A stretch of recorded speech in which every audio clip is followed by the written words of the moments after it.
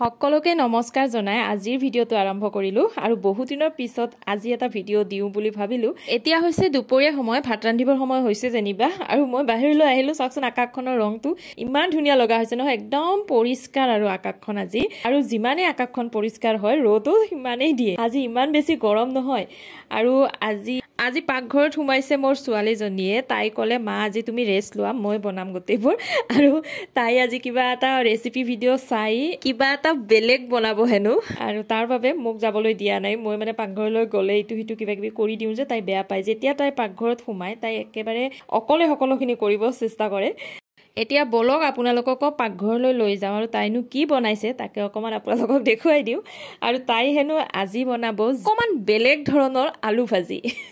আৰু তাৰ বাবে তাই কেৰাহী উঠাই দিছে আৰু তেলো অকণমান কমকৈ দি তাই এই আলু ভাজিখন বনাব হেনো। কেৰাহীত প্ৰথমতে অকণমান তেল দিছে, তাত অকণমান পিঁয়াজ দি ভালদৰে ভাজি লৈছে, আৰু তাৰপিছত আলুখিনি দিছে, আৰু তাত অকণমান জিৰা গুড়ি দিছে, আৰু গোটেইখিনি দিয়াৰ পিছত অকণমান ভজা টাইপ হোৱাৰ পিছত ইয়াত ধনিয়া কাটি দিছে, আৰু আকৌ অকণমান ভালদৰে ভাজিছে। এইবাৰ তাই হেনো লাষ্ট বস্তুটো দিব, যিটোৰ কাৰণে টেষ্টটো আৰু বেছি দুগুণে চৰাব, সেইটো হৈছে নেমু টেঙা। এইবাৰ নেমু টেঙা অকণমান চিপি দিছে, আৰু এনেকৈয়ে তাই আজি বেলেগ ধৰণৰ আলু ভাজিখন বনালে।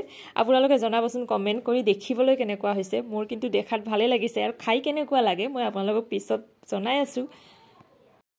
আপোনালোকক মই জনাম বুলি কৈছিলোঁ আলু ভাজিখন কেনেকুৱা লাগিছিল। খাই কিন্তু বহুত বেছি ভাল লাগিছিল। আৰু আমি দাইল, আলু ভাজি আৰু ভাত এনেকৈয়ে আজি দুপৰীয়া সাজ খালোঁ। আৰু এতিয়া হৈছে অকণমান সন্ধিয়া টাইপ, আৰু মই ভাবিলোঁ এটা কেক বনাওঁ। আৰু তাৰ কেকটো বনাবৰ কাৰণে মই প্ৰথমতে এটা কল মিক্সি গ্ৰাইণ্ডাৰত টুকুৰা টুকুৰকৈ কাটি ল'লোঁ।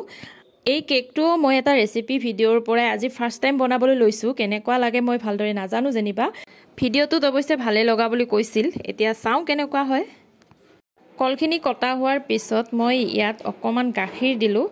গাখীৰখিনি দিয়া হোৱাৰ পিছত ইয়াত মই জোখ অনুযায়ী চেনি দিলোঁ।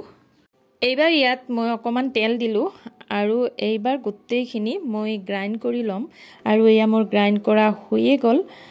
আৰু গাখীৰ, কল, চেনি আৰু লগতে অকণমান তেল গোটেইখিনি গ্ৰাইণ্ড কৰি ল'লোঁ। এইবাৰ এটা পাত্ৰত মই অকণমান আটা দিম। অৱশ্যে মোৰ আটা দিয়াত অকণমান বেছি হৈছিল। আৰু এতিয়া মই গ্ৰাইণ্ড কৰি লোৱা পেষ্টটো তাত দি দিলোঁ, আৰু গোটেইখিনি ভালদৰে মিহলাই ল'ম।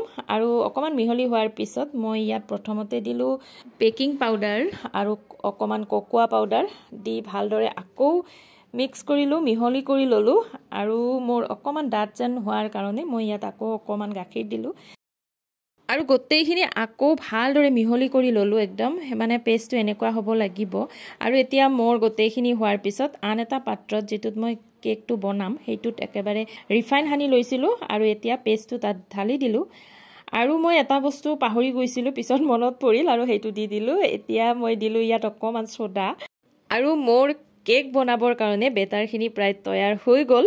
আৰু এতিয়া মই কেকটো কুকাৰতে বনাম, আৰু কুকাৰত কেনেকৈ বনাব লাগে আপোনালোকেতো জানেই, গতিকে তাৰ আৰু ভিডিঅ' নেদেখাওঁ। আৰু এয়া মোৰ কেক ৰেডি হৈ গ'ল।